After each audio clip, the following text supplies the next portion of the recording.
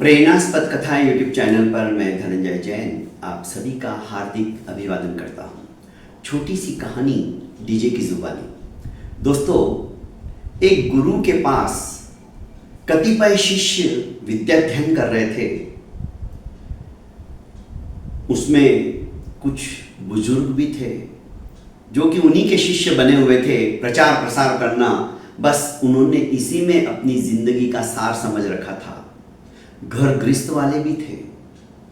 एक दिन एक राजस्थान के शिष्य ने कहा कि गुरुदेव, 1 महीने के पश्चात मेरी बेटी की शादी है, विवाह है, और मैं चाहता हूं कि आप भी उस विवाह में आइए और मुझे कम से कम आप 15 दिन की छुट्टी दे दीजिए ताकि मैं धूमधाम से उसका विवाह कराकर वापस आपके पास लौट आऊं। गुरुदेव ने कहा कि बेटा, मैं तो अपनी नहीं बता सकता, पर तुम्हें जरूर छुट्टी दे दूंगा। तुम 15 दिन पहले ही चले जाना। बीच बीच में शिष्य सेवक उन्हें इशारा भी करता था कि वो इतना धनवान नहीं है कि धूमधाम से अपनी बेटी की शादी करा सके। कुछ सहायता यदि मिल जाए तो अच्छा हो जाएगा। उसका संकेत इसी बात का था। पर गुरुदेव मुस्कुरा के उसे आशीर्वाद दे देते और कुछ नहीं। जब जाने का समय सन्निकट आ गया, कल जाना था, तो उसने कहा कि गुरुदेव बस अब मैं कल रवाना होना चाहता हूं, आपका आशीर्वाद मुझे बहुत जरूरी है। गुरुदेव ने कहा ठीक है, आराम से जाना। इतना कह के वे चुप हो गए।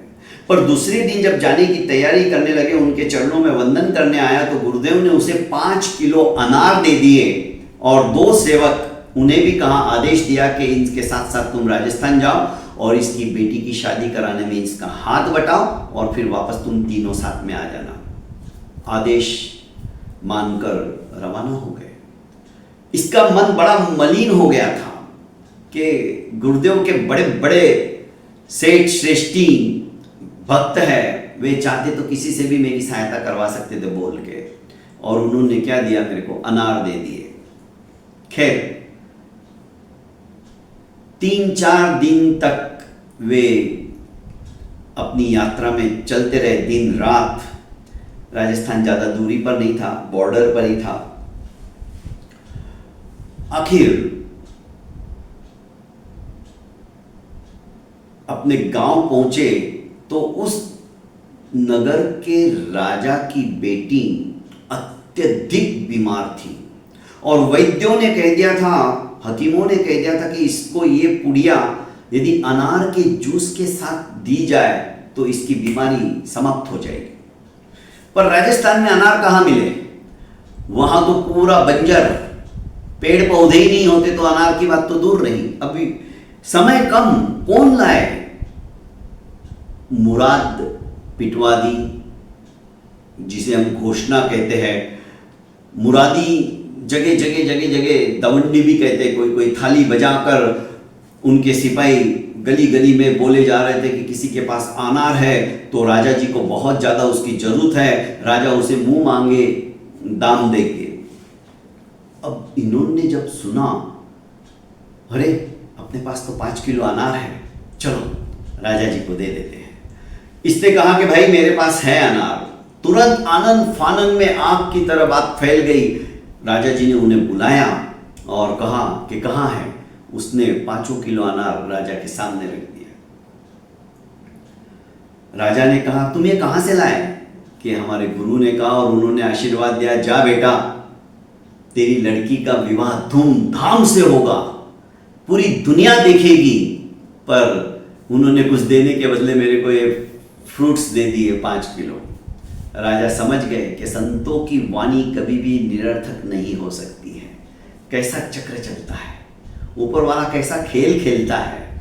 उसने कहा मेरी बेटी अब ठीक हो गई, और सचमुच में 1 गिलास जूस के साथ में जब उसने पुड़िया ली तो उठ के बैठ गई। 5 किलो अनार था। अब राजा ने कहा कि ये तो एकदम पहले जैसी हो जाएगी।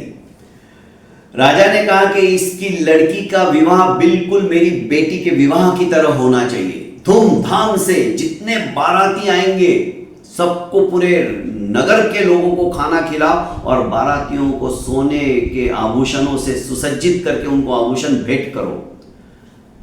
शहनाइयां बजने लगी और ऐसा विवाह किसी का नहीं हुआ होगा उस नगरी के अंदर जैसा कि शिष्य के लड़की का हुआ। कहते ना दोस्तों, गुरु के प्रति अगाध श्रद्धा रखो, गुरु के वचनों में भी सिद्धि होती है। वे जो बोल देते हैं ना वैसा ही होता है। इतना ही नहीं, राजा ने उस सेवक के नाम से कई बीघा जमीन दे दी, सोने चांदी और अट्टालिका बना के उनके नाम पे कर दी कि आज से तुम ही इसके मालिक हो। तो ये होती है गुरु कृपा। दोस्तों, गुरु की अगाध श्रद्धा और भक्ति के साथ में पूजा करो, उनके चरणों का चरणामृत लेके पियो तो भी कम है, क्योंकि गुरु ज्ञान देने वाला है। अज्ञान के अंधकार से हटाकर प्रकाश की ज्योति हमारे अंतस के अंदर जगाने वाला है। वही सच्चा गुरु है। बहुत बहुत धन्यवाद। प्रणाम।